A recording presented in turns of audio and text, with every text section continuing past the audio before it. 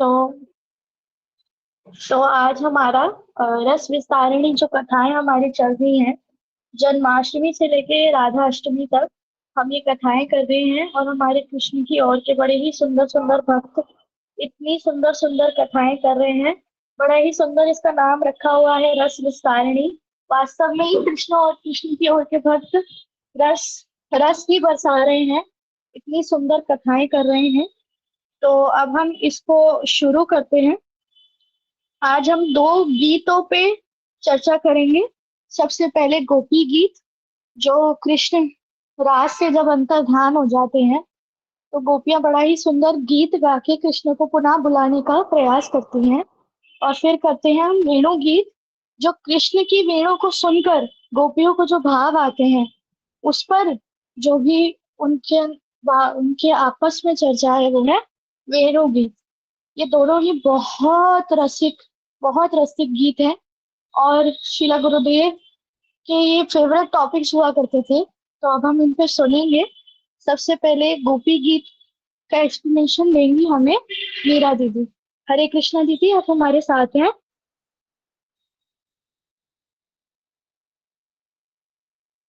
हरे कृष्णा मीरा दीदी।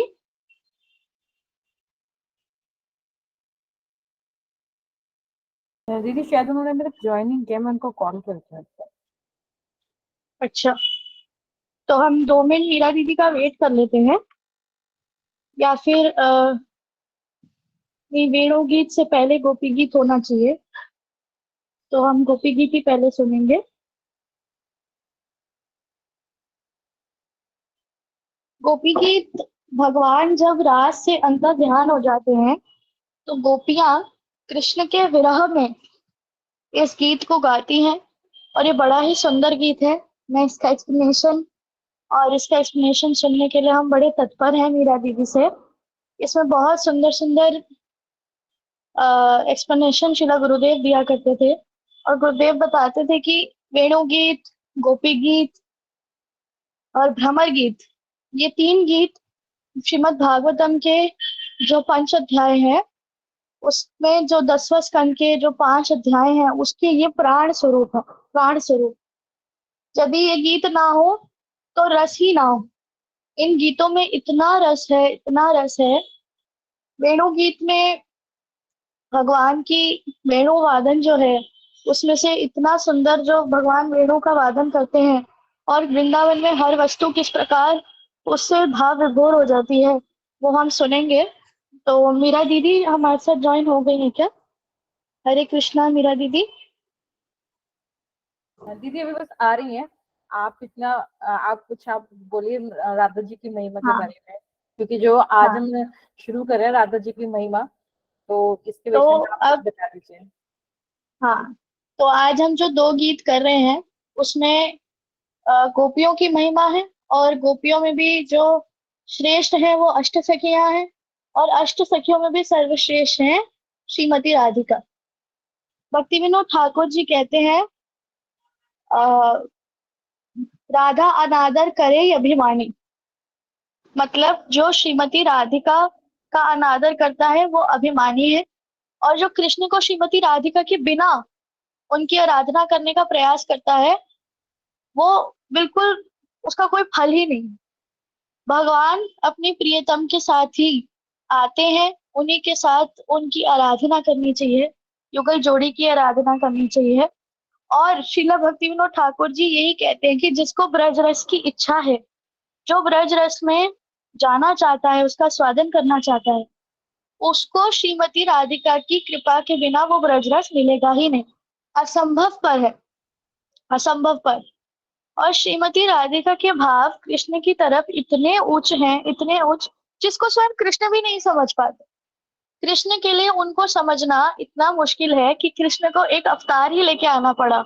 वो अवतार है श्री चैतन्य महाप्रभु का। कृष्ण श्रीमती राधिका के भाव और उनकी अंग कांति को लेके आए, ये समझने के लिए कि श्रीमती राधिका उनसे कितना प्रेम करती है।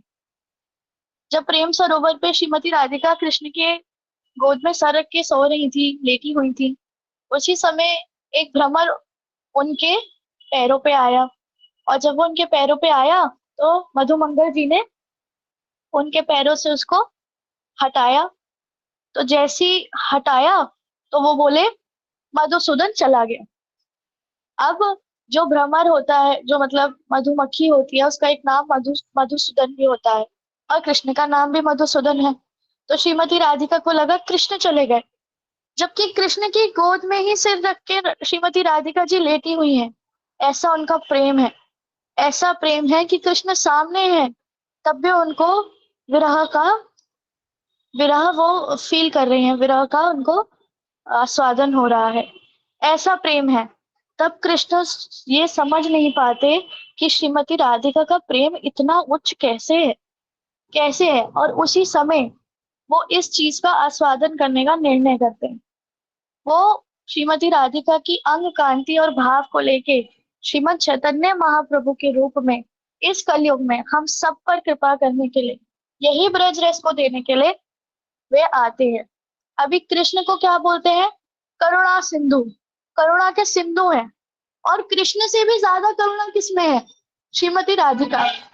अब आप सोचो, जब कृष्ण और राधा रानी साथ में आ जाए, वो कितनी कितनी कितनी करुणा को लेके आएंगे। वो श्रीमद महाप्रभु है। तो अभी दीदी, मीरा दीदी ने ज्वाइन कर लिया क्या? हाँ जी दीदी, मेरा दीदी आ गई। अच्छा, ठीक है ठीक है। तो मैं अभी यहीं रोकती हूँ। अब हम मीरा दीदी से गोपी गीत की बड़ी ही सुंदर एक्सप्लेनेशन सुनेंगे। मीरा दीदी तो वैसे ही रस बसाती है, अब बड़ा ही सुंदर रसिक कथा मीरा दीदी हमें सुनाएगी। हरे कृष्णा मीरा दीदी, दंडवत प्रणाम। हरे कृष्णा, दंडवत प्रणाम दीदी। आप सभी हरे को कृष्णा, दंडवत सभी को दंडवत प्रणाम। राधे राधे। हरे ॐ कृष्णा। अज्ञानितिमिरान्धस्य ज्ञानाञ्जनशलाकया चक्षुरुन्मीलितं येन तस्मै श्रीगुरुवे नमः। श्रीचैतन्यमनोभीष्टं स्थापितं येन भूतले स्वयं रूपा कदा मह्यं ददाति स्वपदान्तिकम्।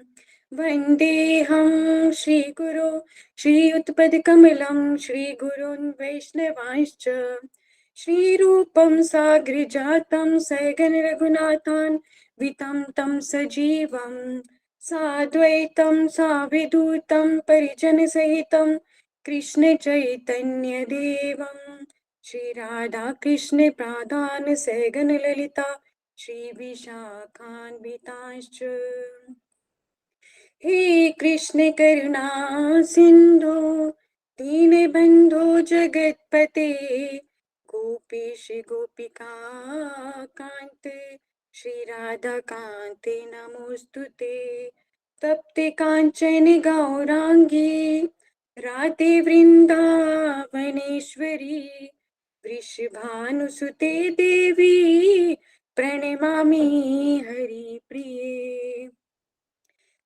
नाथिरमण प्रेष्ठे क्वासी क्वासी महाभुज दासी आस्ते कृपणाया मे सखी दर्शे सन्निधिम् अहमेवासमेवाग्रे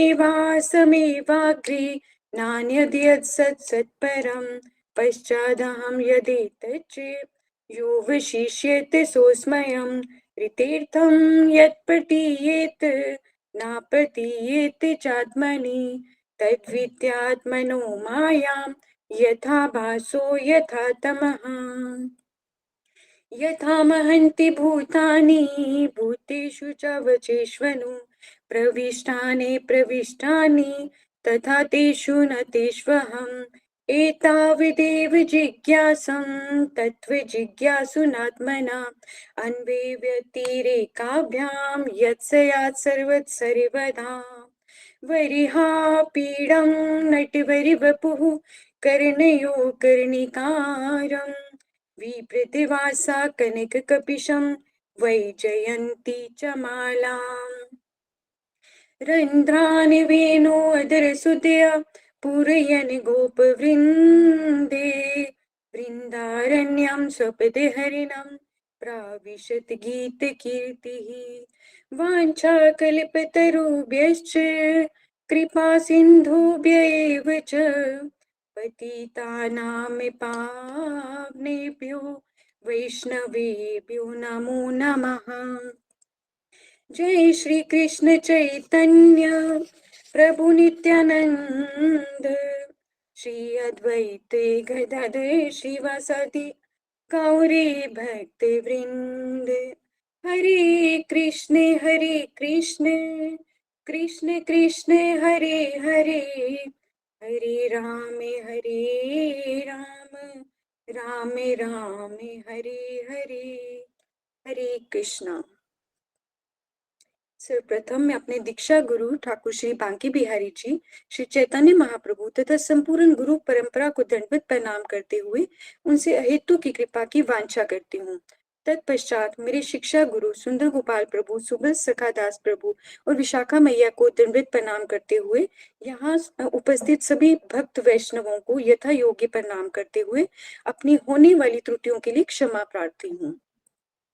कल हमने गोपियों की महिमा श्रवण करी और साथ ही साथ हमने रास की महिमा को भी श्रवण किया और हमने ये जाना कि रास लीला को चूड़ामणि लीला बताया गया है। भागवतम का प्राण माना गया है रास पंचक अध्याय को। तो आज हम श्रवण करेंगे गोपी गीत में गोपियां क्या कहना चाह रही हैं, उनका अर्थ क्या है वो हम जानेंगे। विक्रीडितं व्रजवधुर्वीरम् इदं च विष्णुर् श्रद्धान्वितो अनुशीनेत् अथ वर्णेदया हृदरोगम् अर्हु। हृदं रोगम् अशोऽपि नोति शरीरेण पीड़ा नोति चिरेन पीड़ा। अर्थात इसमें ये बताया गया श्लोक में कि जब हम इस लीला को सुनते हैं या हम इसका बखान करते हैं, जो यहाँ पे भगवान श्री कृष्ण को विष्णु कहा गया है। विष्णु क्यों कहा गया है? क्योंकि बहुत से लोग भगवान श्री कृष्ण को संशय की दृष्टि से देखते हैं इस लीला को मद्देनजर रखते हुए, इसलिए यहाँ पे विष्णु कहा गया है कि क्योंकि विष्णु जो है वो श्री कृष्ण से ही आए हैं। और यहाँ पे ये बताया गया है कि जो विष्णु भगवान गोपियों से बहुत सुंदर जो क्रीड़ा कर रहे हैं, अर्थात भगवान श्री कृष्ण जो गोपियों के साथ ये रास लीला की जो क्रीड़ा कर रहे हैं, इसका बखान जो भी कोई करता है या कोई भी सुनता है उसके हृदय के रोग खत्म हो जाते हैं।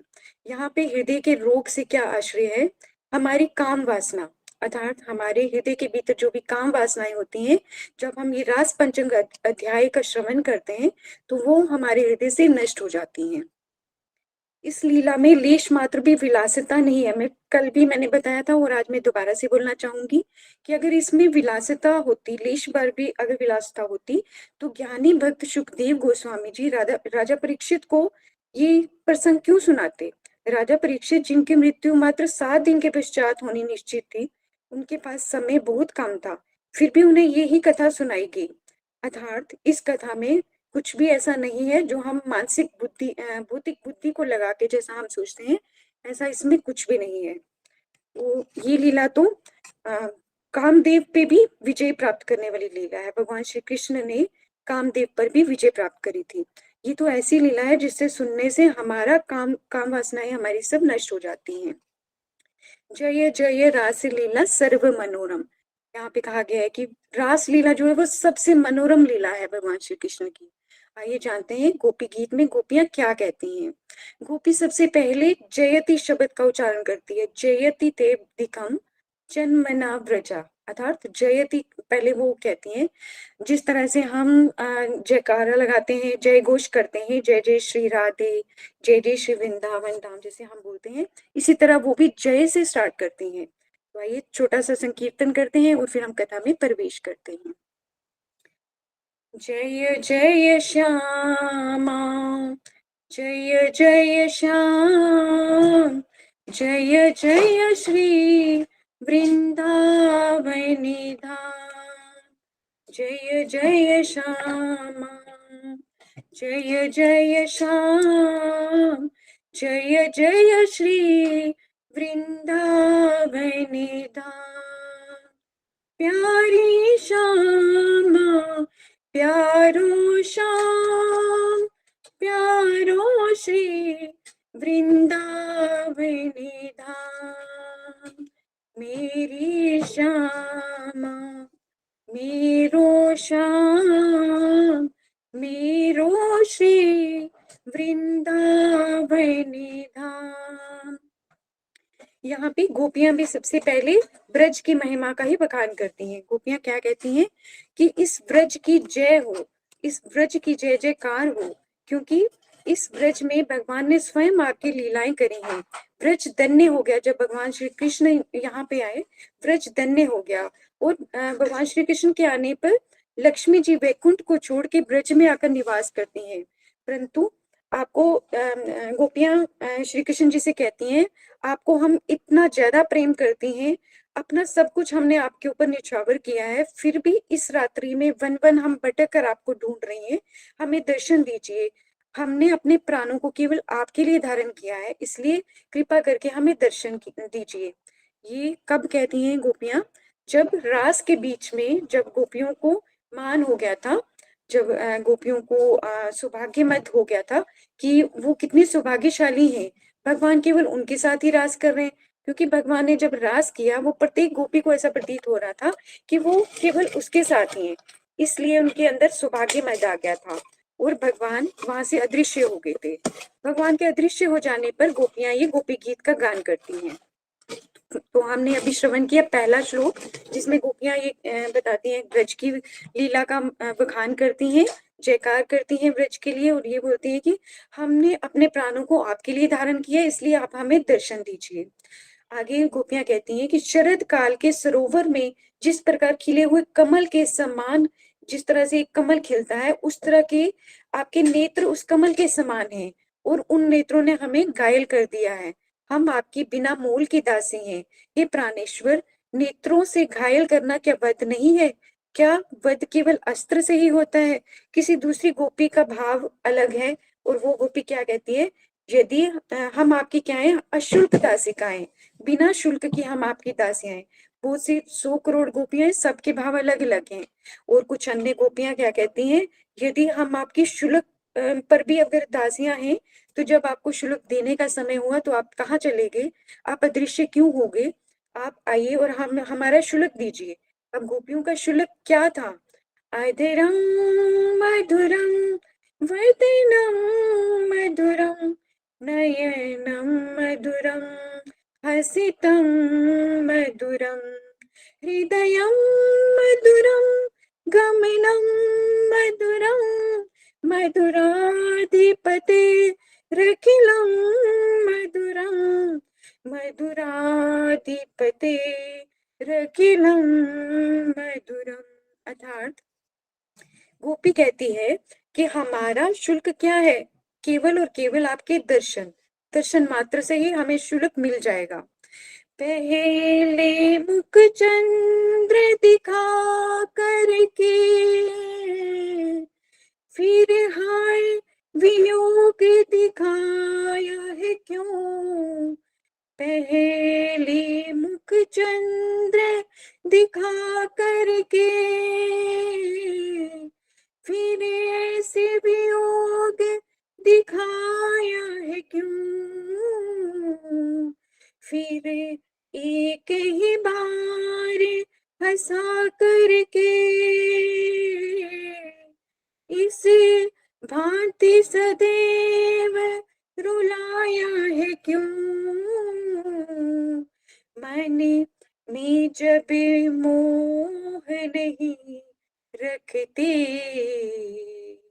मैंने मोहन नाम डराया है क्यों? मैंने मोहन नाम डराया है क्यों? अर्थात गोपियां क्या कहती हैं कि आपका नाम मनमोहन है, तो आपके मन में मोह तो बिल्कुल भी नहीं है, आप हमारे साथ मोह तो बिल्कुल भी नहीं कर रहे हैं, आप एकदम से अदृश्य हो गए और हमारा इतना बुरा हाल हो रहा है। अब गोपियां क्या कहती हैं कि आपने सदैव हमारी ब्रजवासियों की और हमारी हमेशा रक्षा करी है। जब भी हमारे समक्ष कोई भी संकट आया, आपने हमेशा हमारा ध्यान रखा, हमारी रक्षा करी। यमुना जी के विषैले जल से, कालिया नाग से हमारी रक्षा करी, अगासुर से हमारी रक्षा करी। जब इंद्र की वर्षा से, स्मंतक नामक जो बादल से इतने तीव्र वर्षा हो रही थी, तब भी आपने हमारी रक्षा करी। दावानल का पान किया, जब दावानल होता है, जब जंगल में अनायास ही अग्नि लग जाती है। और गोपियां कहती हैं आपने तब भी हमारी रक्षा करी, व्योमासुर से हमारी रक्षा करी, त्रिनावत जो आदि के रूप में आया था आपने उनसे उससे भी हमारी रक्षा करी, बिन बिन भयों से आपने हमेशा हमारे प्राणों की रक्षा करी। परंतु आज जब हमारे प्राण इतने संकट में हैं, हमारे समक्ष इतना बड़ा असुर है, जानते हैं वो असुर किसको कह रही है? वो असुर कौन है? वो असुर है आपका वियोग रूपी असुर। केवल आपके दर्शन मात्र से इस असुर को मारा जा सकता है, इसलिए कृपा करके आप हमें दर्शन दीजिए। गोपियां जो भी श्लोक बोलती हैं उसका अंत क्या होता है? अंत में यही बोलती है कि हमें दर्शन दीजिए, हमें दर्शन दीजिए। बार बार वो यही प्रार्थना कर रही हैं। तुम केवल यशोदा नंदन ही नहीं हो, आप तो सभी शरीरधारी जितने भी जीव हैं उनके हृदय में रहने वाले कठोर परमात्मा रूपी साक्षी हो, अंतर्यामी हो। केवल यशोदा नंदन होते तो मैया तो बहुत करुणामयी है, फिर तो आप भी हम पे करुणा करते। लेकिन आप वो कठोर परमात्मा हो जो सबके हृदय में रहते हो, जो सबके हृदय में रहते हुए सब देखते हो लेकिन कुछ बोलते नहीं हो। वही कठोरता आप अभी हमारे समक्ष हमें दिखा रहे हैं। लेकिन आप तो ब्रह्मा जी की प्रार्थना पे जगत के हित के लिए अवतरण हुए हो। इस जगत में अगर आप इसलिए अवतरण हुए हो, आपका अवतरण इसलिए हुआ है, तो हम भी तो इसी जगत में रहती है ना, हमारी भी रक्षा कीजिए। केवल आपके दर्शन मात्र से हम सुरक्षित हो जाएंगे, आप कृपा करके हमें दर्शन दीजिए। आगे गोपियां क्या कहती हैं? हे यदुकुल भूषण, हे ब्रज भूषण, आपका स्वभाव है कि आप सबकी इच्छा की पूर्ति करते हैं। जिसने आपके चरण कमल की शरण ली है उन्हें आप अपनी छत्र छाया देकर उन्हें अभय प्रदान करती हैं, अर्थात उनके भय का नाश करते हैं। आपके नौकाकार के चरण सबको पार लगाते हैं। जो आपके चरण में चरण को पकड़ लेता है, आप उसे भव सागर से पार लगाते हैं। स्वयं लक्ष्मी जी जिन चरणों की सेवा करती हैं, ऐसे आपके सुंदर चरण हैं। हमारे सर पे अपने कृपा रूपी हाथ को रखिए और हमें भी भय मुक्त कर दीजिए। कृपा करके हमें दर्शन दीजिए। आगे गोपियां क्या कहती हैं? व्रत जनों के दुखों को हरने वाले श्री कृष्ण, आपकी मधुर मुस्कान से भक्तों का अभिमान रूपी कषाय का नाश हो जाता है। आप हमें एक बार जल में खिलने वाले कमल के समान सुंदर मुख का दर्शन करा दीजिए। बार बार गोपियां यही प्रार्थना कर रही हैं कि हे कृष्ण, आप हमें दर्शन दीजिए। हमारा हृदय विरह रूपी ताप में छटपटा रहा है, इसे शांत करने का कोई उपाय कीजिए। ये ताप हृदय के भीतर भी है और हृदय के बाहर भी है, अर्थात शरीर में भी वेदना है, शरीर में भी वेदना का संचार हो रहा है और तीव्र गति से हृदय में भी वेदना हो रही है। बाहर का घाव तो जल्दी भर जाता है, जैसे हम भौतिक दृष्टि से देखें, हमें बाहर की कोई घाव होता है तो हम क्या करते हैं, बाहर से सफ्रामाइसिन कोई ऐसे मेडिसिन लगाते हैं तो वो जल्दी भर जाता है। लेकिन जो भीतर का घाव होता है वो जल्दी नहीं भरता। इसलिए गोपियां बार बार क्या कहती हैं कि आप एक बार हमें दर्शन दीजिए जिससे हमारे दोनों घाव भर जाएंगे। हमें मात्र अपने चरणों का संग दीजिए जिससे ये ताप शांत हो सके। गोस्वामी जी यहाँ पे गोपियों की स्थिति को बखान करते हुए कहते हैं कि श्री कृष्ण सुखेन मात्र एक प्रयोजन, काय वाचिक मनसा, अर्थात गोपियों को सुख देने के लिए किसकी अभिलाषा करती हैं गोपियां? एकमात्र भगवान को सुख देने के लिए वो ये प्रलोभन करती हैं कि हमारे कारण भगवान को सुख मिले, इसलिए वो ऐसा कहती हैं। वो उनका भाव देखो कितना ऊंचा भाव है, भगवान के चरणों की कामना वो क्यों करती है बार बार? क्योंकि उन्हें लगता है कि वो जिस वन में है वो बहुत कटीला, बहुत ही पथरीला वन है और कहीं भगवान के चरणों में कोई कंकर या कांटा ना चुभ जाए। इसलिए उनको लगता है कि भगवान के इतने कोमल चरण है, कमल के समान चरण है और वो पता नहीं वो कहाँ पे होंगे, पता नहीं उनको पथरीले पत्थरों से गुजरना पड़ रहा होगा। इसलिए वो उनके चरणों को मांगती हैं कि भगवान आप एक बार अपने हमारे हृदय पे अपने चरण कमलों को विराजमान कीजिए। अब क्या होता है, जब बहुत ज्यादा जब वो प्रार्थना करती हैं तो भगवान जब प्रकट हो जाते हैं तो वो क्या कहती हैं? तन्मा प्राण विभागतम, अर्थात तब क्या होता है, गोपियों के प्राणों में, शरीर में प्राणों का संचार होता है। उससे पहले तो वो निष्प्राण हो गई होती हैं, उनको ऐसा प्रतीत होता है जैसे उनके प्राण ही निकल गए हों। और जब भगवान उनके समक्ष प्रकट होते हैं तो वो क्या करती है, सभी गोपियों का भाव ऐसा होता है कि भगवान फिर से ना कहीं चले जाएं। कोई गोपी उनके वस्त्र को पकड़ लेती है, कोई उनके चरणों को पकड़ लेती है, और कुछ गोपियां तो अपनी आंखों को बंद करके समाधिस्थ हो जाती हैं कि कहीं भगवान फिर से ना चले जाएं, हम अपने मन रूपी जो मंदिर है उसमें हम उनको स्थापित कर ले। गोपियां भगवान के मिलने पे, भगवान के आ जाने पे उनसे प्रश्न करती हैं कि आपका प्रेम कैसा है हमारे प्रति, आज तो आपको बताना पड़ेगा। हम आपको 3 विकल्प देती हैं, आप उनमें से हमें बताइए कि आपका प्रेम कौन से वाला है। हरे कृष्णा। गोपियां पहला विकल्प देती हैं, जो जैसा प्रेम करता है, एक अर्थात जिस प्रकार एक व्यक्ति प्रेम कर रहा है, दूसरा व्यक्ति उससे इसलिए प्रेम करता है क्योंकि पहला व्यक्ति उससे प्रेम करता है। ये हो गया पहला विकल्प। दूसरा विकल्प गोपियां ये देती हैं कि कोई प्रेम करे या ना करे फिर भी अनायास सामने वाला उससे प्रेम करता है। और तीसरा विकल्प देती हैं कि सामने वाला तो बहुत ज्यादा प्रेम कर रहा है, लेकिन जो दूसरा व्यक्ति है वो बिल्कुल भी प्रेम नहीं कर रहा। वो कहती है कि भगवान से कहती है कि आप बताइए कि आपका प्रेम हमारे प्रति कैसा है इन तीनों में से। अब भगवान कहते हैं कि मेरा प्रेम तो इन तीनों में से कोई भी नहीं है, क्योंकि जो हम प्रेम कर रहे हैं इसलिए कोई दूसरा प्रेम कर रहा है, ये तो हो गया व्यापार अर्थात बिजनेस, जिस तरह से बानिया करते हैं ना। तो दूसरा विकल्प जो देती है कि कोई प्रेम करे या ना करे फिर भी हम प्रेम कर रहे हैं ना, और ऐसा प्रेम भगवान कहते हैं ये प्रेम तो केवल माता पिता या गुरुजन ही दे सकते हैं। वो जो तीसरा विकल्प देती है गोपियां, हम तो बहुत प्रेम कर रहे हैं लेकिन सामने वाला बिल्कुल भी प्रेम नहीं कर रहा, भगवान कहते हैं ये भी मेरा प्रेम नहीं है, ये तो ऐसा प्रेम है जैसे कुछ बच्चे होते हैं, जैसे हमारे वो माता पिता उनसे बहुत प्रेम करते हैं लेकिन बच्चे उनसे प्रेम नहीं करते। उनको लगता है कि ये तो जो माता पिता हमसे प्रेम करते हैं ये तो उनकी ड्यूटी है, अर्थात वो ऐसा कहते हैं कि अगर वो प्रेम कर रहे हैं तो वो उनकी ड्यूटी है, लेकिन हम उनसे उतना ज्यादा भाव नहीं बना पाते हैं माता पिता से, ये प्रेम वहां पे कैटेगरी में आता है। लेकिन भगवान उनसे कैसा प्रेम करते हैं। अब गोपी का प्रेम कैसा है। आश्लिष्य वा पादरितां पिनष्टुमं दर्शनं मर्महता करोतु वा यथा तथा वा विदधातु लम्पटे मत प्राणनाथस्तु स एव नापरः। अर्थात गोपियां ऐसा प्रेम करती हैं कि भगवान उनसे प्रेम करें या ना करें, वो उनसे उनकी अशुल्क दासिकाएं, जैसे वो पहले मैंने बताया वो अपने आप को क्या मानती हैं कि वो प्रेम करे या ना करे फिर भी उनको प्रेम करना है। लेकिन अब भगवान कैसा प्रेम कर रहे हैं भगवान बताते हैं। भगवान कहते हैं कि मेरा प्रेम ऐसा है, जब कोई प्रेमी भक्त मुझे प्रेम करता है मैं पहले उसकी परीक्षा लेता हूँ, परीक्षा लेने के बाद मैं क्या करता हूँ उसको वियोग देता हूँ, वियोग रस देता हूँ। वियोग देने से क्या होता है, जब वियोग का रस आता है उसके बाद ही संयोग का सुख मिलता है। इसलिए भगवान क्या करते हैं, जो उनसे अधिक प्रेम करते हैं पहले धीरे धीरे क्रम से उसको धीरे धीरे करके अपने भगवत धाम तक लाने का रास्ता बनाते हैं। हमारे गुरुवर्ग एक श्लोक बोलते हैं, हृदयं पीड़ित जर श्री कृष्ण चिकित्सकार, हृदय रोग नाशिते चतुर कृष्ण बहिर्मुख जानो प्रेम अमृत वितरणे क्रमे लाए नित्य अंतपुरः।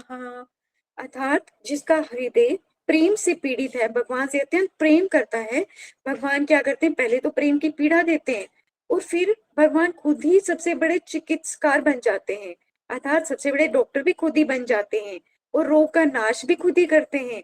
वो इतने चतुर हैं कि सबसे पहले क्या करते हैं, जब वो प्रेमी बहिर्मुख होता है तो उसको अंतर्मुखी लाने के लिए क्रम से कार्य करते हैं। सबसे पहले क्या करेंगे, उसके रिश्ते नाते उससे दूर कर देंगे, उससे सब कुछ छीन लेंगे और उसको विरह देंगे, इतना विरह देंगे कि वो विरह में तप के जब वो भक्त विरह में तपता है तब भगवान भी उस विरह को फील करते हैं, उस विरह का आनंद भगवान भी लेते हैं और उसके बाद उसको अपने धाम में लेके जाके उसको अपना दर्शन देते हैं। तो इस प्रकार भगवान क्रम में कार्य करते हैं। तो ये हमने गोपी गीत की व्याख्या सुनी, अब हम गोपी गीत को श्रवण करेंगे। गोप्योजुः जयति तेऽधिकं जन्मना व्रजः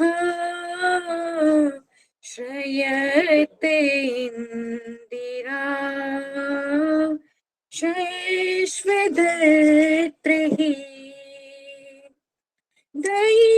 दयितदृश्यता दीक्षुता वृका स्वैद्रिता सवस्त्वां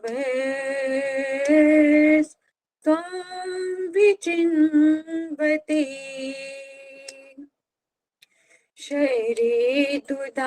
शरीतुदाशये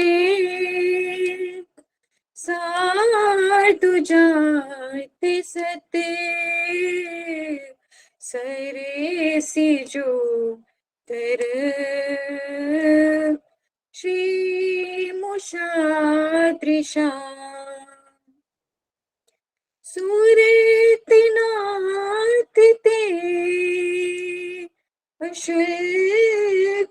अशुल्कदासिका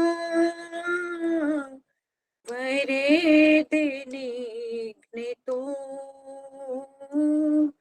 नेह किं वदामि विषेजलाप्यया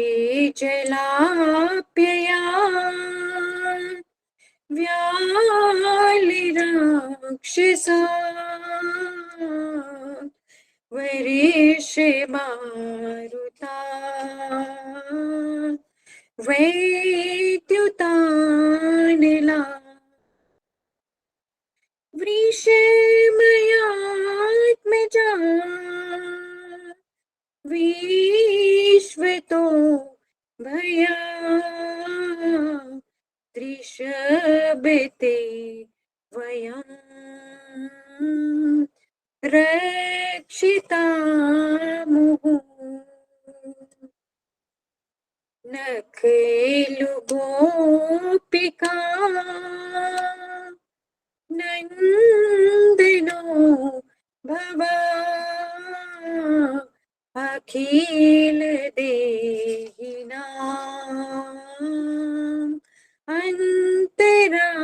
अन्तरात्मदृक् विखनिसार्थितो विश्वगुप्तये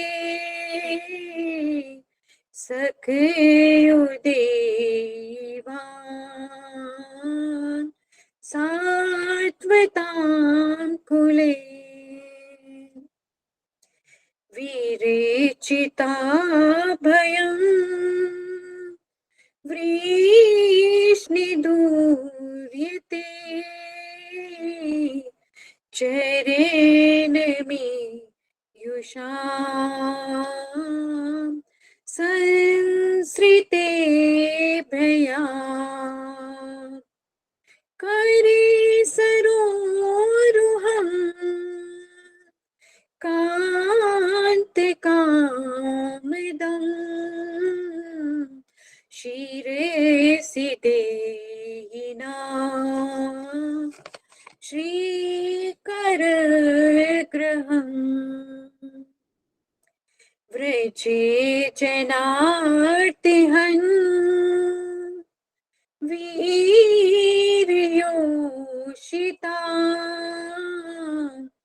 निजे जनस्मय ध्वंसना स्मित भज सुखी भव किं करे स्मनो चले रुहाननं चारुदर्शये प्रणत देहिनां पापिकैशनं तृणचरानुगं श्रीनिकेतनं फणिफना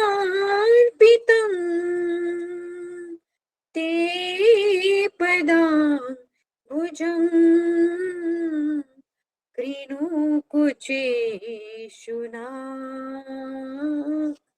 कृन्दिहृच्चयम्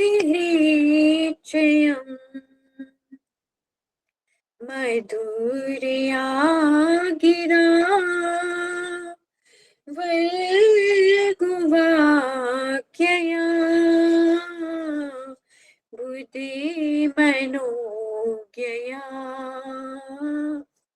पुष्करे क्षण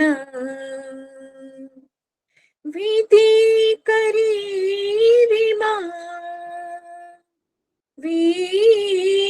वीरमुह्यति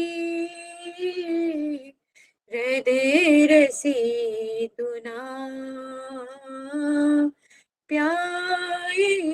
प्यायस्वनः तवेकथामृतं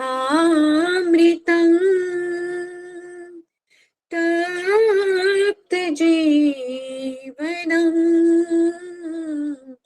कविभिरीडितम् कल्मषापहम्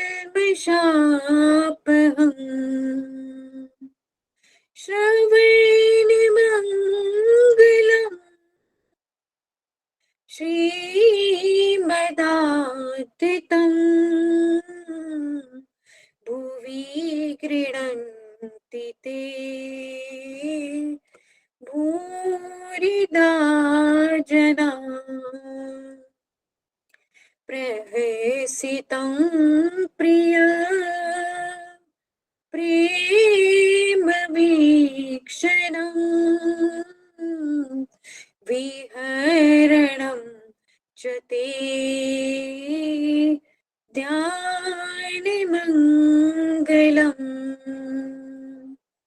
रहसि संविदो या हृदि स्पृशः उहकेनो मनः क्षोभयन्ति हि चलेसि यदि व्रजात् चारयन् पशून् नलिनसुन्दरम्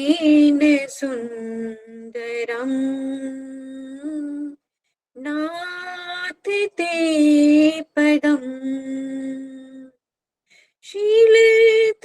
शीलतृणाकुरे सीदिति नः कलिलता मनः कान्ति गच्छति दिन परीक्षये नीलकुन्तले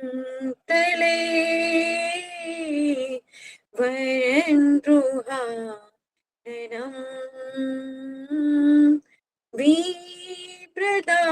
विप्रदावृतम्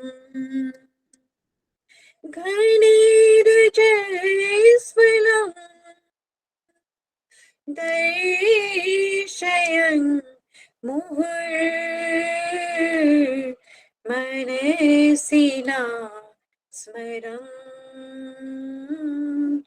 वीर्यच्छसि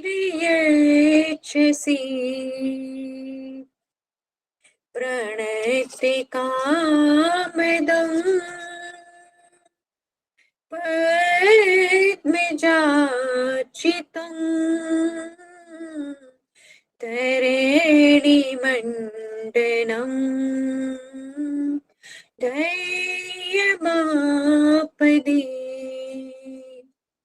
चरणपङ्कजम् शन्तमं च ते रमणनास्तने श्वेपयादिहन् सुरेति वैदनम् शोकनाशनम्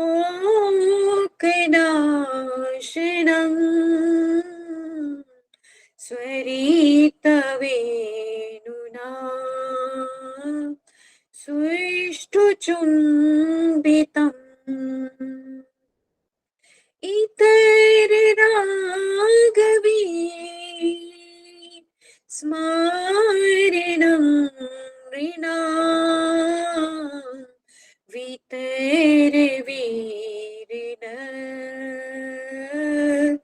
स्तेतरामृतम् अटेति यद्भवान् नन्दिकाननम्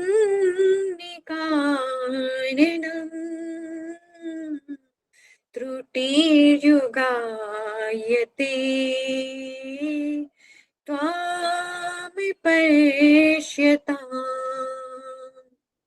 कुटिलकुन्तलम्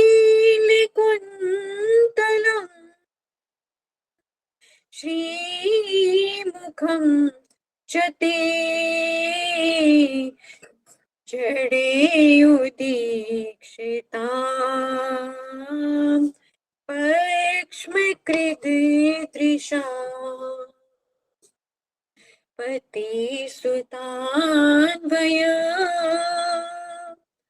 भ्रातृबान्धवान्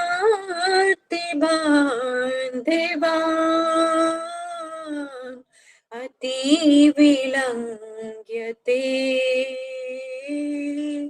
त्यच्युतागताः गतिविदस्तवो गीतमोहिता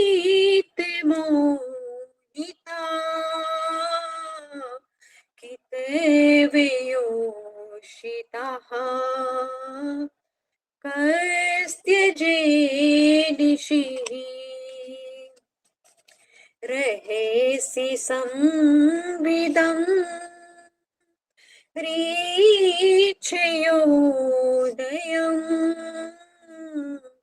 प्रहसिताननम् प्रेमवीक्षणम्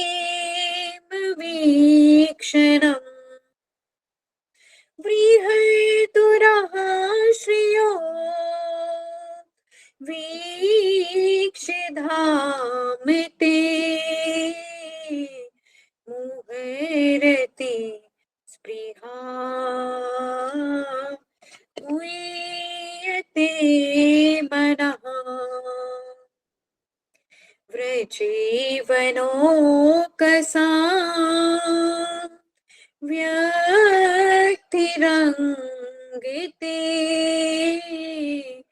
व्रजिनहन्त्रलम् विश्वमङ्गलम् त्यजेमनाचन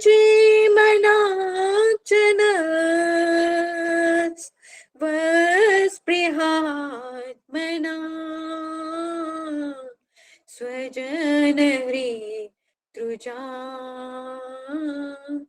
यन्निषूदनम् यत्ते सुजात चरणाम्बुरुहं स्तनेषु भीता शनैः प्रिय दधिमहि कैकशेषु तेनाट्विमटसि तद्व्यथतेन किंस्वित् ऊर्पादिभिर्भ्रमति दीर्भवदायुषाम्नाम् इति गोपी प्रगायन्ते प्रलपन्त्यश्च चित्रदा रुरुधुषु स्वरं राजन् कृष्णे दर्शने लालिसा तासामाविर्भुचौरि स्मयमान्मुखाम्बुजा पीताम्बरिधरस्त्रगवि साक्षान् मणिमथ साक्षान् मणिमथ। तो इस प्रकार भगवान मनमथ रूप में त्रिभुवन ललित रूपाकार में गोपियों के और राधा रानी के समक्ष प्रकट हो जाते हैं। बोलो रास बिहारी भगवान की जय। इसके साथ मैं अपने शब्दों को विराम करना चाहूंगी। वाञ्छाकल्पतरुभ्यश्च कृपा सिन्धुभ्येव च पतितानां पावनेभ्यो वैष्णवेभ्यो नमो नमः। अनंत कोटि वैष्णव वृंद की जय। गौर प्रेमानंदे हरि हरि बोल। हरी बोल। बहुत सुंदर दीदी, बहुत सुंदर। जैसे पहले भी मैंने कहा था, आप तो रसिक कथा करते हैं, इतना रस बरसाते हो। बड़ी ही सुंदर आपने कथा की। यहाँ पे गुरुदेव की बड़ी, ये गोपी गीत उनका बहुत प्रिय था, और गुरुदेव काफी समय तक इसकी व्याख्या करते थे। इसमें गुरुदेव, दीदी ने जैसे बताया, फर्स्ट में बोला है गुरुदेव ने, जयति भेदिकम जन्मना व्रजा। कई लोग ये सोचते हैं कि कृष्ण का जन्म मथुरा में हुआ है, लेकिन जन्मना व्रजा, जिनका ब्रज में जन्म हुआ है, जिनका जन्म वृंदावन में हुआ है, जो श्याम सुंदर त्रिभंग ललित कृष्ण हैं, ब्रज के कृष्ण हैं, उनका जन्म ब्रज में यानी कि गोकुल में हुआ है। तो यहाँ पे एक ये बताते थे गुरुदेव, और एक आध बात और, दीदी ने तो गुरुदेव वाली जो तीन तरीके के जो प्रेम था वो बताया, बड़ा ही सुंदर बताया। और एक जो इसका श्लोक है, तब कथा मृतम तप्त जीवनम, मतलब कृष्ण की जो कथा सुनते हैं, उसके उससे जो जगत के लोग हैं, उनका जो कल्मश है, उनका जो हृदय का ताप है, कल्मश रूपी जो ताप है, वो खत्म हो जाता था। लेकिन गुरुदेव यहाँ बताते थे कि तुम्हारी कथा सुन के कृष्ण, हमारा तो हृदय का जो विरह ताप है, गोपियों का जो हृदय ताप है, वो तो बढ़ जाता है। ऐसा यहाँ पे गुरुदेव की बड़ी सुंदर व्याख्या होती थी। तो गोपी गीत गुरुदेव का बड़ा ही प्रिय विषय था। समय भी बहुत हो गया है। दीदी आपने बहुत बहुत सुंदर इसकी व्याख्या की। आप सब भी कार्तिक में प्रयास किए कि गोपी गीत रोज जरूर गाएं, सुबह सुबह सारे कीर्तनों के साथ गोपी गीत अवश्य गाएं, और कार्तिक में तो अवश्य अवश्य ही गाएं। तो अब हम अगला वेणु गीत सुनते हैं। हरे कृष्णा श्याम सुंदर दीदी। अब हम वेणु हरे गीत। हरे कृष्ण। हरे कृष्णा। ओम अज्ञानतिमिरान्धस्य ज्ञानञ्जन शलाकया चक्षुरुन्मिलितं येन तस्मै श्रीगुरवे नमः। तदेवास्मि न जीवामि जयजिमा इति विद्याय राधेयं मां जन्मान्ति च। श्याम सुंदर सुकंते च समीरास मुरलीमनोहर राधिका ऋतिक मां कृपांदे प्रिय चरण किंकरी कुरु। श्री कृष्ण चैतन्य प्रभु नित्यानंद श्री अद्वैत गदाधर शिवसदि गौर भक्तवृंद। बोलो हरे कृष्ण कृष्ण कृष्ण हरे हरे, हरे राम राम राम हरे हरे। सर्वप्रथम मैं अपने गुरु पादपम ओम विष्णुपाद अष्टोत्तर श्री श्रीमद् भक्ति वेदांत श्रीधर गोस्वामी महाराज जी के चरण कमलों में अनंत कोटि दंडवत प्रणाम करती हूँ। तत्पश्चात मैं नित्य लीला प्रविष्ट ओम विष्णुपाद अष्टोत्तर श्री श्रीमद् भक्ति श्री रूप सिद्धांत गोस्वामी महाराज जी के चरण कमलों में दंडवत प्रणाम करती हूँ। तत्पश्चात जय नित्य लीला प्रविष्ट ओम विष्णुपाद अष्टोत्तर श्री श्रीमद् भक्ति वेदांत नारायण गोस्वामी महाराज जी के चरण कमलों के अहेतु की कृपा की वांछा करती हूँ। यहाँ पर उपस्थित सभी वैष्णव वैष्णवियों को मेरा यथा योग्य प्रणाम। तो मैंने जो गुरुदेव के मुख कमल से सुना वेणु गीत के बारे में, वो मैं आपके सामने अभी सुनाने जा रही हूँ। कोई भूल त्रुटि हो तो सब मुझे क्षमा करिएगा। तो जैसे अभी मीरा दीदी ने गोपी गीत के बारे में बताया, तो हमारे गुरुदेव बताते हैं कि गोपी गीत, रमण गीत, वेणु गीत, ये सब श्रीमद् भागवतम के प्राण हैं। वेणु गीत जो है वो पूर्व राग का है। तो पूर्व राग जो है वह क्या होता है? पूर्व राग मतलब कि उत्कंठा, कृष्ण को मिलने की उत्कंठा, मतलब आप मिल नहीं पा रहे हो लेकिन आपके अंदर एक उत्कंठा आ रही है। तो ये जो गोपियों की उत्कंठा है, इसके बारे में हम वेणु गीत में बात करेंगे। तो यहाँ पर शिला सुखदेव गोस्वामी जी ने श्रीमद् भागवतम में वेणु गीत से पहले श्री कृष्ण का जो वर्षा ऋतु के बारे में विहार का वर्णन किया, जिसमें कि वृंदावन के बारे में बताया। तो यहाँ पर वृंदावन का जो मधुर वातावरण है उसके बारे में पहले हम श्रवण करेंगे कि वहाँ का इस समय वातावरण कैसा है। तो यहाँ पर बता रहे हैं कि शरद काल है जिसमें कि नदियां जो है वर्षा के बाद जैसे मटमैली हो जाती है, लेकिन शरद काल के बाद, शरद काल जब आता है तो वहां पर पानी जो है वो बहुत गंभीर और स्वच्छ हो जाता है। और यहाँ पर वृंदावन में हर समय ही, वैसे तो 6 ऋतुएं हैं आप सब जानते होंगे, परंतु वृंदावन में सब समय ही मधुर बसंत ऋतु छाई रहती है। तो सब ऋतुओं में जैसे कि आसपास का जो वातावरण होता है वह बड़ा ही सुगंधित हो जाता है। और नदियों के तट पर कई प्रकार के फूल खिल उठते हैं और सुगंधित वह वायु, वहाँ की जो वायु है इस सुगंध को लेकर सारे वृंदावन के वातावरण को सुगंधित कर देती है। और पेड़ पर जो लताएं होती हैं वह भी एक दूसरे का आलिंगन करती है। चारों ओर सब जगह हरी हरी घास पृथ्वी पर छाई हुई होती है। और वृंदावन वृंदावन का जो वातावरण ऐसे मत सुगंधित फूलों से भर जाता है। तो उस समय जो कोयल है वह कूकू करती है, पक्षी, मयूर, ये सारे ही अपनी मधुर आवाज से वहाँ का वातावरण बड़ा ही मधुरमय बना देते हैं। और जो पक्षी, पपीहे इत्यादि एक डाल से दूसरी डाल पर बैठते हैं, उछल उछल उछल कर बैठते हैं और मधुर मधुर गलगप करते हैं, जैसे कि सभी राधे राधे कर रहे हैं।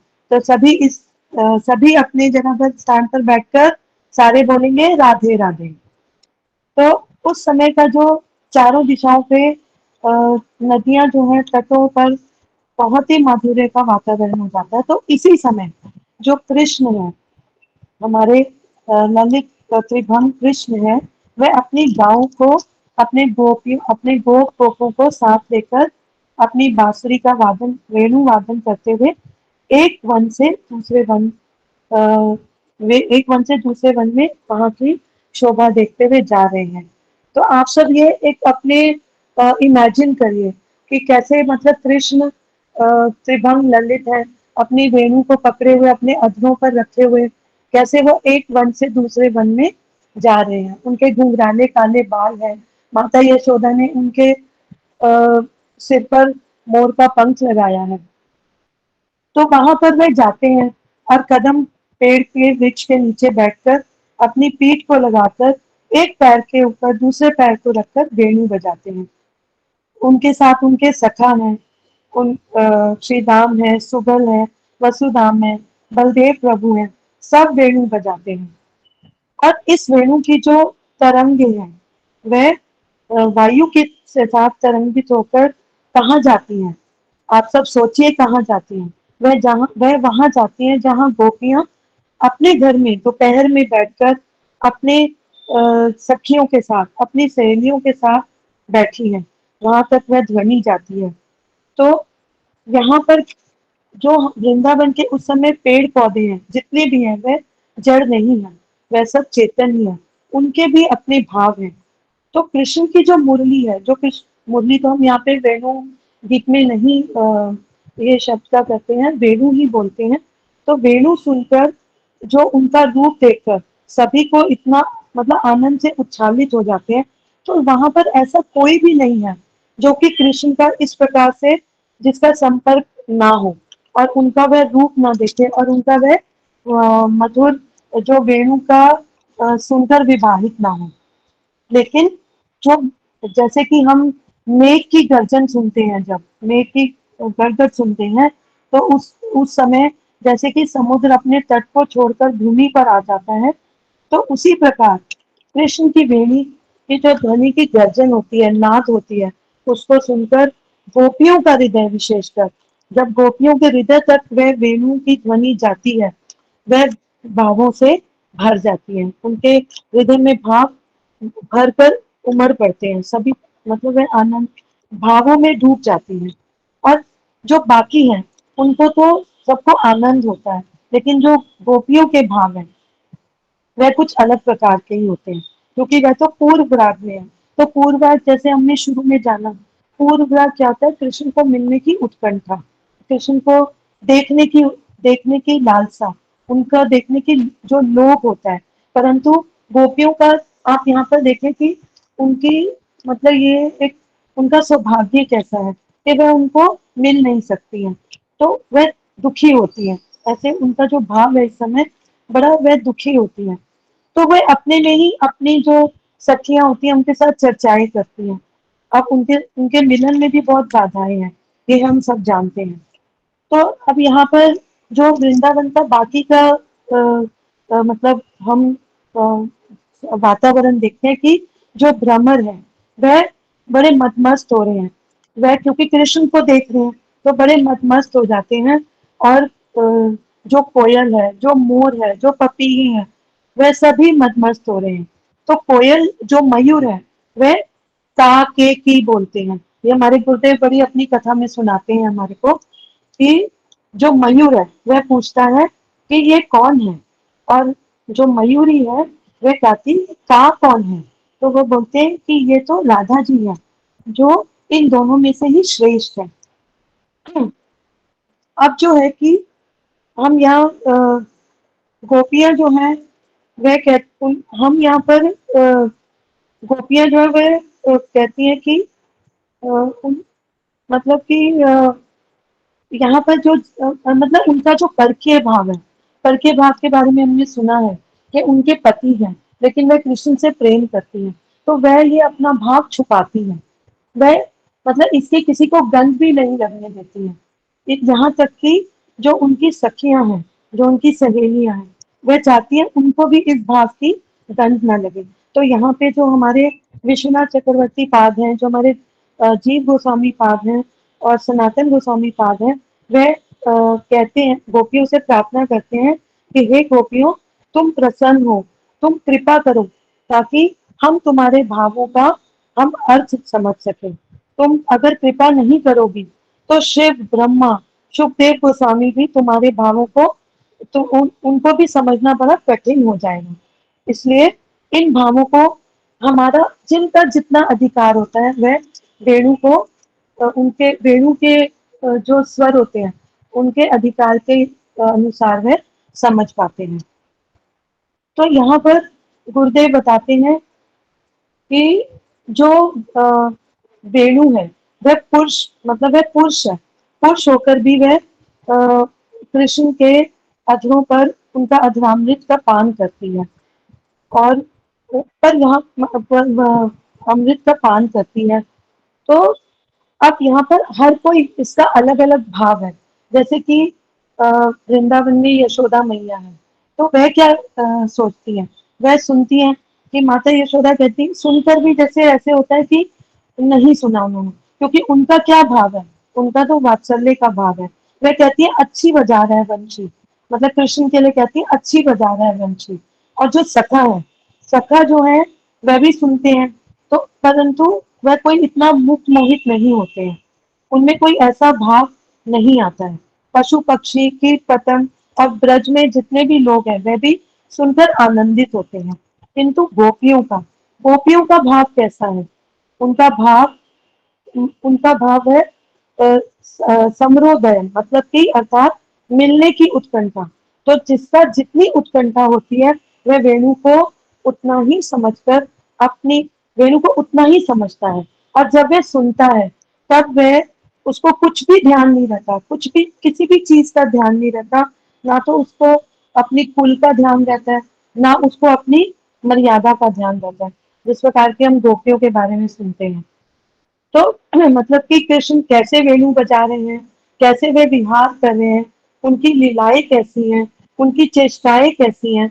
वह जब बंशी, तो ये गोपियां सोचती हैं कि जब वे बंशी बजा रहे हैं तो उनके हृदय में भी तो कुछ भाव द्रवित हो रहे होंगे, वह भी तो किसी को मिलने की प्रतीक्षा कर रहे होंगे। तो किसको मिलने की प्रतीक्षा करते हैं वो, वह हम सब जानते हैं, हमारी श्रीमती राधा रानी को। तो यहाँ पर गुरुदेव बताते हैं कि जब ये गोपियां ये सोचती हैं तो वे बोल नहीं पाती। जब उनके मन में ये विचार आते हैं, उनका जो स्वर है वो भंग हो जाता है, उनकी आवाज बिल्कुल बंद हो जाती है, वह बिल्कुल वर्णन नहीं कर पाती है। इस समय जब वेणु से क्लिंग शब्द का क्लिंग शब्द निकलता है, जब कृष्ण वेणु वादन करते हैं और क्लिंग शब्द निकलता है, तब सभी गोपियां यह समझने लगते हैं कि कृष्ण उन सबको बुला रहे हैं। उसी प्रकार की वह उस समय की जो उत्कंठा है वह उसको बोल नहीं पाती है, वह वर्णन ही नहीं कर पाती है। तो यहाँ पर जब उनके हृदय के अंदर अ, वो वेणु वादन छेदन करके जाता है, तब गोपियां रह नहीं पाती हैं और जिस भी स्थिति में होती है, मतलब ये सब हमने बहुत बार सुना है गुरुदेव की कथा में कि जिस भी स्थिति में होती है, मतलब कि अ, मतलब ऐसे मतलब दिशा से भ्रमित हो जाती हैं, जो भी कार्य कर रही होती है, अपने गांव को दूध धो रही होती है या अपने पतियों को खिला रही होती है, उनकी सेवा कर रही होती है। और कई कई गोपियां तो एक एक नेत्र में काजल लगाती हैं और दूसरे नेत्र में छोड़ देती हैं, ऊपर के पत्र वस्त्र नीचे पहन लेती है और नीचे के वस्त्र ऊपर पहन लेती है, कि जिस किसी भी दशा में होती है वह वहां से भागती है, जहां से भी वह वेणु वादन, मतलब इतनी दिशा में भ्रमित हो जाती है कि जिस भी दशा में होती है वह वहां से भाग जाती है, भागती है उस ओर। तो सखा लोग जो है, देखिए इसमें हम ये जान सकते हैं कि गोपियों का कैसा भाव है। गोपियां तो उसी ओर भागती हैं, लेकिन जो सखा लोग हैं वह वेणु सुनकर साधु साधु बोलते हैं और उनकी महिमा का कीर्तन करते हैं। और वहां पे ब्रज में रहने वाले जितने भी प्राणी हैं वह उसको वेणु वादन को मनोहर समझते हैं। तो यहाँ पर अब यहाँ पे गोपियां ये विचार करती हैं कि अब वे ये विचार करती हैं कि हमारे जो नेत्र हैं इनका क्या फल है, इनकी सार्थकता क्या है।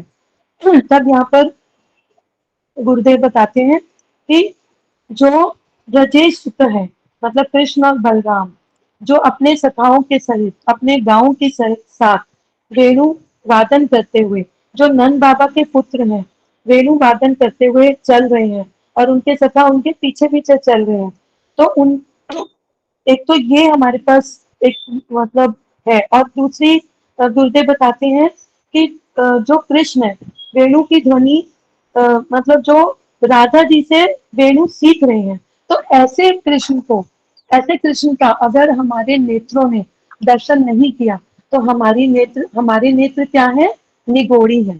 हमारी नेत्र निगोड़ी है, उनके नेत्र की कोई हमें आवश्यकता नहीं है।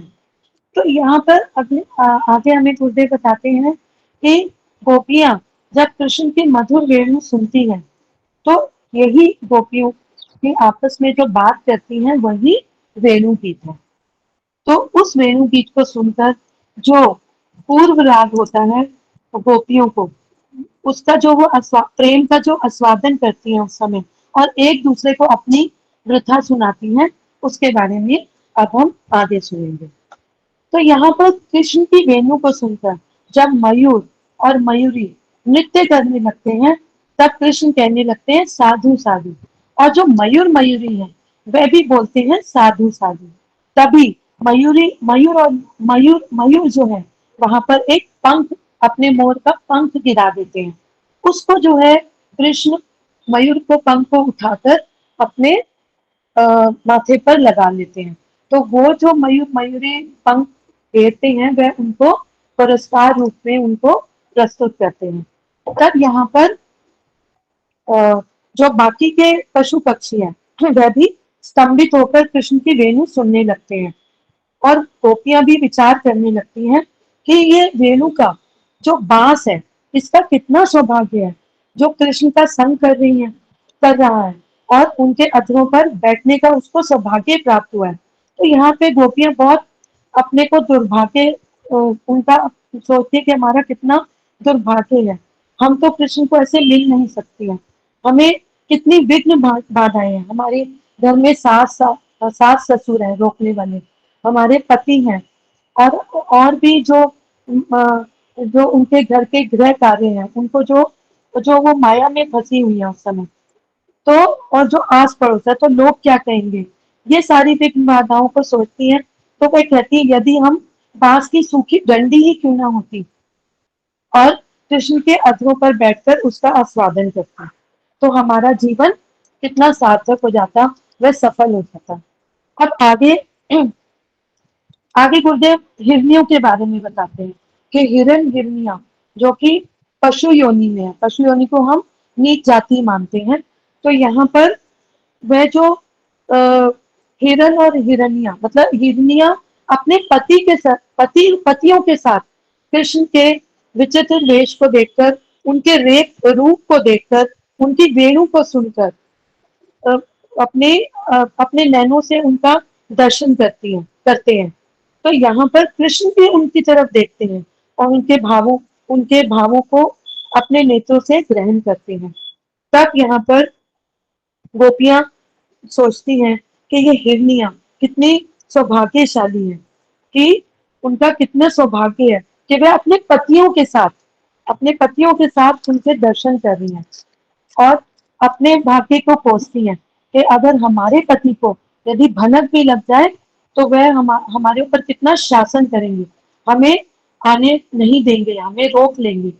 तो वह सोचती है कि यदि हम हिरनिया होती, हिरनियों के जैसा जन्म लेती तो कृष्ण की मधुर वंशी को हम श्रवण कर सकते।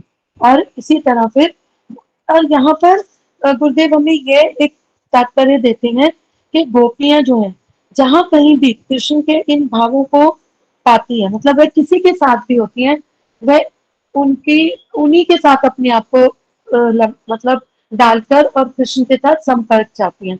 जैसे कि हमने हिरनियों के बारे में सुना, हमने वेणु के बारे में सुना अभी। अब आगे जैसे गाय जैसे घास चरती है, तो उस समय जब वह गाय वेणु सुनती है तो अपने कानों को दोना बना लेती है, जैसे कि दोने जिसमें हम खाते हैं, तो वो दोना बना लेती है। और जब कृष्ण उस समय वेणु वादन करते हैं तो गाय उसी ओर अपने कानों को चलाती है और भावों में विभोर हो जाती है। और जब वे भाव में विभोर हो जाती है तो कृष्ण को अपने हृदय में लेकर उसको आलिंगन करते हैं। देखिए कितना सुंदर भाव है गायों का भी, वृंदावन की गायों का भी। तो शुरू में हमने ये श्रवण किया कि वृंदावन में जो पशु पक्षी है उनके भी भाव है। तो और वे गायें जो है वो फिर घास खाना भी बंद कर देती है। और फिर उसके बाद बछड़ों का कैसा भाव है, बछड़े मैया का दूध पी रहे हैं। तो जैसे ही कृष्ण का वेणु नाद सुनते हैं तो दूध को मुंह में भर लेते हैं और ना तो अंदर लेकर जाते हैं और ना ही बाहर फेंकते हैं। तो ऐसा जो मतलब ऐसा है वेणु नाद। अब गोपियां यह सोचती हैं कि काश गायों का मतलब गायों जैसा उनका सौभाग्य होता, बछड़ों जैसा उनका सौभाग्य होता, तो दिन रात वे उनका संग करती। तो हम अ, मतलब हम फिर कितने सौभाग्यवान होते। अब यहाँ पर गुरुदेव नदियों के बारे में बताते हैं, जैसे कि यमुना नदी है। तो यमुना नदी अपने पति समुद्र के साथ जब समुद्र के पति अपने पति समुद्र की ओर जा रही होती हैं और रास्ते में कृष्ण का दर्शन करती हैं, तो वहीं पर वह रुक जाती हैं और उनके अपने लहरों को अपने अ, अ, बाजुओं की बनाकर और उनके चरणों में उनको लपेट लेती हैं और उनको जैसे हम गिफ्ट करते हैं किसी को, तो वह उनके चरणों में कमल रखती हैं, उनसे आलिंगन करना चाहती हैं, लेकिन कृष्ण उसको स्वीकार नहीं करते हैं। तो यहाँ पर गोपियां कहती हैं कि हे विधाते, हमारा कैसा भाग्य है कि हमारे हमारा हमने मतलब क्या अपराध किए हैं कि हमें इन नदियों की तरह वृंदावन में इस ब्रज मंडल में हमें जन्म अ, हमें हमने इस प्रकार का जन्म नहीं लिया। तो अब आगे पक्षियों के बारे में बताते हैं कि जो पक्षी हैं वह ऋषि मुनियों के समान घने पेड़ों में अपने आप को छुपाकर बैठ जाते हैं और वेणु वादन सुनते हैं और कृष्ण के दर्शन करते हैं। तो वह यहाँ पर मतलब इस प्रकार आंखें बंद करके बैठ जाते हैं उनका वेणु वादन सुनने के लिए। तो वह इतनी तन्मयता में हो जाते हैं कि वह उस समय अ, मतलब अपने आप को इसलिए छुपा देते हैं कि जब वह उनकी तन्मयता में वे जड़ हो जाए तो वह गिर ना जाए वहां से। तो इनको देखकर गोपियां जो हैं वह सोचती हैं कि विधाता, हे विधाता, कि हमारा यह सौभाग्य, हमने ऐसा सौभाग्य क्यों नहीं प्राप्त करा कि हम इस पक्षी योनि में हमने जन्म ग्रहण नहीं किया। तो हम, अगर हम पक्षी होती तो हम बिना किसी विघ्न के, हम बिना किसी बाधाओं के स्वच्छंद पूर्वक, मतलब आसमान में उड़ती और कृष्ण के पास जाकर बैठ जाती और कृष्ण की रूप माधुरी, वेणु माधुरी का पान कर सकती। और अगर मान लो मैं गोपी, एक गोपी ये सोचती कि अगर मैं शुक बन जाती तो मैं कृष्ण को उतनी प्रिय होती कि उनके हाथों पर बैठकर दाना चुगती और वो सौभाग्य प्राप्त करती। या फिर मैं मयूर होती तो उनके सामने मैं नृत्य करती। अब आगे मेघ, गुरुदेव आगे मेघ के बारे में बता रहे हैं कि मेघ जो है वह देखते हैं कि कृष्ण को कोई कष्ट ना हो, कृष्ण के ऊपर सूर्य का ताप ना है, तब वह, जैसे कि गुरुदेव हमें एक उदाहरण देते हैं कि जब वह अपने परम गुरुदेव के साथ चलते थे तो पीछे छाता लेकर चलते थे, फिर जहां पर भी वो आगे आगे जा रहे हैं तो पीछे छाता ऊपर उनके, ताकि उनको सूर्य का ताप न लगे। तो ऐसे ही छाता जो, ये मेघ जो है वह कृष्ण के लिए मतलब सख्य भाव रखते हुए छाता बन जाते हैं और उनको बीच बीच में उनको ताप ना लगे, वर्षा का थोड़ा थोड़ा बूंदे उनके ऊपर बरसाते हैं। तो ऐसा देखकर गोपियां अ, ये बोलती हैं कि हम ऐसा तो कर नहीं सकती हैं कि हम ऊपर उड़ जाएं, तो हम मरने के बाद मेघ बन जाती और कृष्ण को शीतलता देती और उनकी सेवा करती। अब यहाँ पर ऐसा सोचकर गोपियां बहुत निराश हो जाती हैं। तब उनकी दृष्टि, उनकी जो नजर है वह गोवर्धन पर पड़ती है। तो वहां पर वह देखती हैं शबर जाति की पुल्लिंग कन्या, जिनका की काम जो है वह वहां जाकर कंडे होते हैं, और या जैसे हम जिनको उपले बोलते हैं, गोबर के उपले, वो कंडे इकट्ठे करती हैं, गोबर इकट्ठा करती हैं, जिनसे वह फिर उपले बनाती हैं। तो उनकी महिमा का वे गान करती हैं कि ये कितनी सौभाग्यवान है, ये हमारे से लाखों लाखों गुना है इनका सौभाग्य। तो क्योंकि उनका वह सीधे संपर्क में होते हैं वस्तु के, वस्तु यहाँ पर कौन है, कृष्ण। अब जो कृष्ण है उनसे उनका मतलब सीधा संपर्क नहीं है ये पुलिंद कन्या का, वह उनके उपकरण से संपर्क है, मतलब जो जो चीजें हैं उनके साथ उनका संपर्क है। क्योंकि कृष्ण जो है वो तो गोप जाति के, उनका उनके साथ दूर दूर तक कोई संपर्क नहीं है। परंतु ये जो पुल्लिंग कन्या है, यह उनकी कृष्ण की वंशी से परिचित है, उनके नाम से भी कुछ कुछ परिचित है। और जब वह उनके, क्योंकि कृष्ण उस घास पे चलते हैं तो उनकी जो कुमकुम है उस घास पर गिरता है, उसी आ, उसी कुमकुम को वह उठाकर अपने शरीर पर मन लेती है। तो इस प्रकार जो है गोपियां उनको वह बड़ा ही सौभाग्यशाली मानते हैं, बहुत सौभाग्यवान समझकर उनकी महिमा का गुणगान करती हैं। तो यहाँ पर हमने सुना कि कृष्ण की जो वेणु माधुरी, उसका इतना सुंदर प्रभाव होता है कि जो जड़ वस्तुएं हैं जैसे कि पहाड़, नदियां, वृक्ष, ये आदि, ये सब चेतन समान हो जाती हैं। और जो चेतन वस्तुएं हैं जैसे कि पशु पक्षी, ये सारे स्तंभित मतलब स्थिर हो जाते हैं। और इसी से मैं अपनी वाणी को यहाँ पर विश्राम कर देती हूँ। वांछा कल्पतरुभ्यश्च कृपा सिंधु भेदिका पतितानां पावनेभ्यो वैष्णवेभ्यो नमो नमः। गौर प्रेमानंदे, हरि हरि बोल। श्रील गौर गुरुदेव की जय। हरे कृष्ण। हरि बोल। तो आप सबने आज वेणु गीत और गोपी गीत की व्याख्या सुनी। वेणु गीत गुरुदेव का, वे ये दोनों ही विषय और भ्रमर गीत, ये तीनों ही विषय गुरुदेव के बड़े ही प्रिय थे। और वेणु गीत तो उसमें अभी बताया जैसे दीदी ने कि पूर्व राग है, तो हमारे मठ में महाराज जी बताते हैं कि ये पूर्व राग जो है, ये हर गौड़िया भक्त के हृदय में ये जो उत्कंठा है, ये वेणु गीत सुनने से आनी ही चाहिए, ये लोभ आना चाहिए। और हमने सुना कि गोपियां किस प्रकार हर वस्तु को देख के उसमें कृष्ण के प्रति क्या सेवा वो करना चाहते हैं, किस प्रति उनकी क्या सेवा है, वो हर वस्तु को देख के उनके हृदय में वो भाव आता है। कृष्ण वैसे तो गीता में कहते हैं कि ये यथा माम प्रपद्येत ताम तथैव भजाम्यहम्, जो मेरा जैसा भजन करता है मैं उसे वैसे भजता हूँ। लेकिन गोपियों के समय कृष्ण क्या बोलते हैं, ना पारे हम, ना पारे हम, मैं आपके प्रेम का पार नहीं पा सकता। ये गोपियों की महिमा है। गुरुदेव बोलते थे कि जो अपने आप को जितना दीन, जो वैष्णवों के हृदय में सबसे ज्यादा जो गुण होता है वो दीनता का है। जो जितना दीन है वही सर्वश्रेष्ठ है।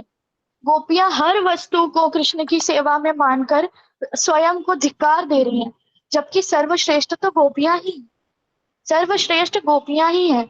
भक्त शिरोमणि है, उनमें भी श्रीमती राधिका सर्वश्रेष्ठ प्रेम की शिरोमणि है। तो हमने आज इतने सुंदर व्याख्याएं सुनी हैं। आप लोग इन व्याख्याओं का चिंतन करते रहें, इससे हमारे हृदय में सबसे सबसे जरूरी चीज आएगी, लोभ। भक्ति करने के लिए लोभ।